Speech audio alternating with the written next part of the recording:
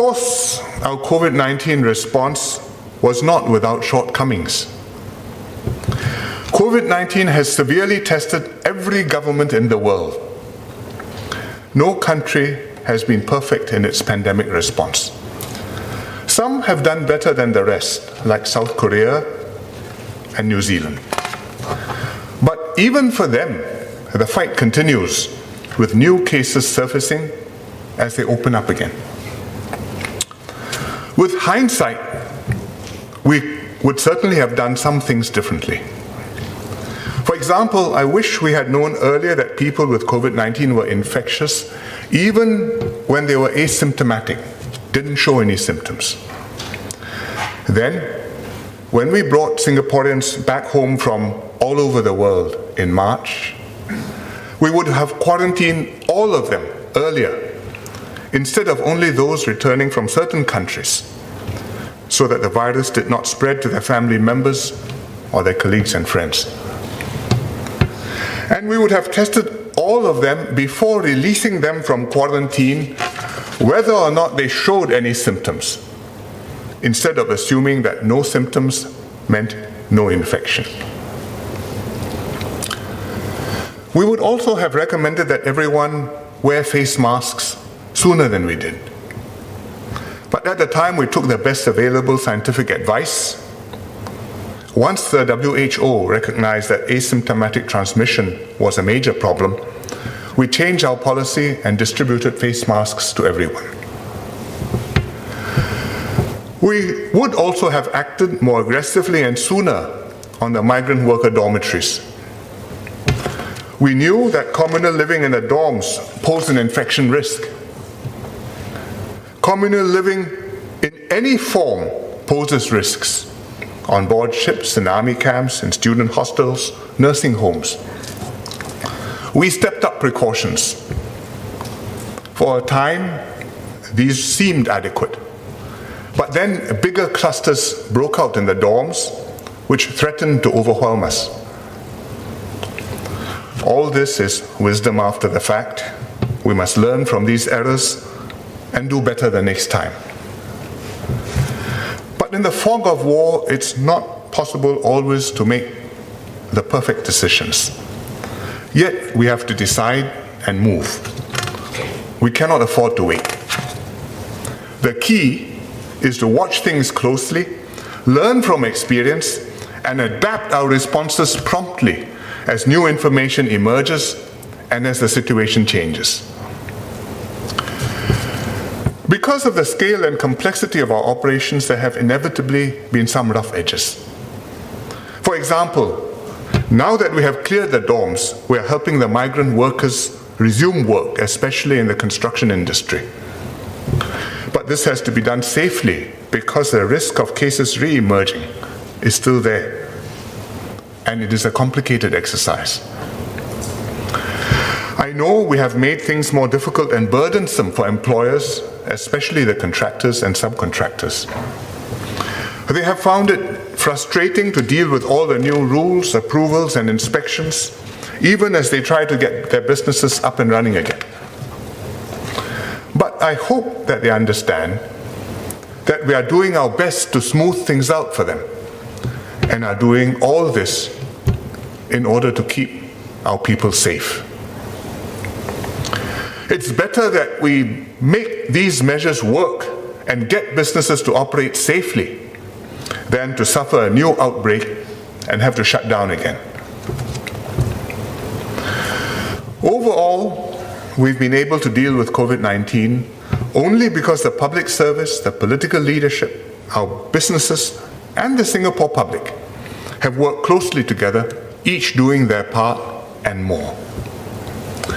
In the public service, the officials, the ministries and agencies have worked tirelessly, building new capabilities on the fly and stepping up to do things way beyond their normal scale or scope. Without a high-quality, dedicated and adaptable public service, we could not have carried out all these major operations. The political leadership has also played a role to define the priorities, to make the major decisions to direct the civil servants implementing the decisions, win public support for these measures, and take responsibility for them. For example, whether to impose a circuit breaker, what activities to restrict, which businesses to keep open, whether to close schools or reopen them. We explain these decisions to the public at frequent press conferences, video addresses, and in Parliament, so that Singaporeans understood what we were trying to do and what each of us individually had to do.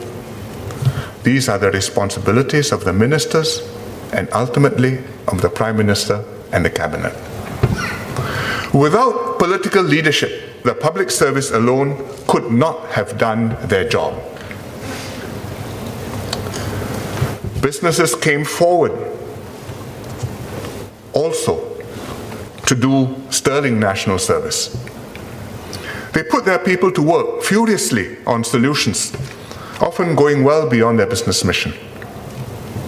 They set up mask production lines, constructed community care facilities, built up testing capacity, scoured the world for test equipment, test kits and reagents, and designed booths to swab patients safely, and much more. Their contributions were a vital complement to what the government agencies were doing. Our COVID-19 response also depended critically on Singaporeans working together and giving the government their trust and support.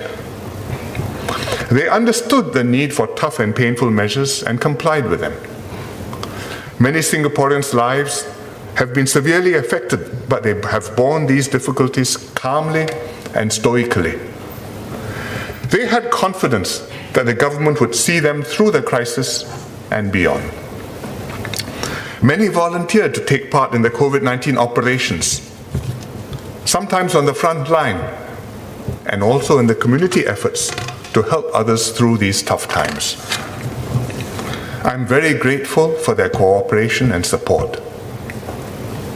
Their support will remain crucial as we continue the fight to keep Singaporeans safe. The situation is currently stable, but we must not let our guard down. A recent Straits Times survey showed that almost half the respondents were weary of the safety measures. The irony is, the more successful we are in keeping cases low, the more people wonder whether all these painful measures are necessary. I recently received an email from a university student. His socializing had been disrupted. He complained that our reaction to COVID-19 was one of the greatest overreactions to a public health issue.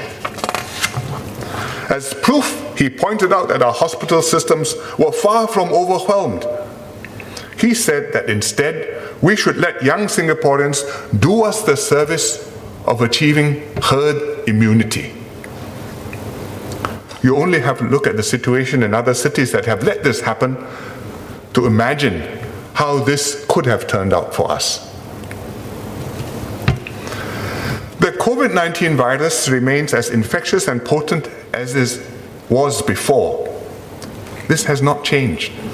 What has changed is that we have taken measures and we have built up our capabilities to contain it.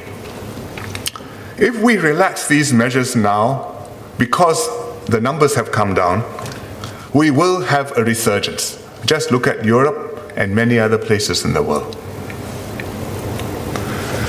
COVID-19 will not be our last public health crisis. SARS was 17 years ago in 2003. After SARS, we knew that sooner or later another novel pathogen would appear and pose a threat to humanity.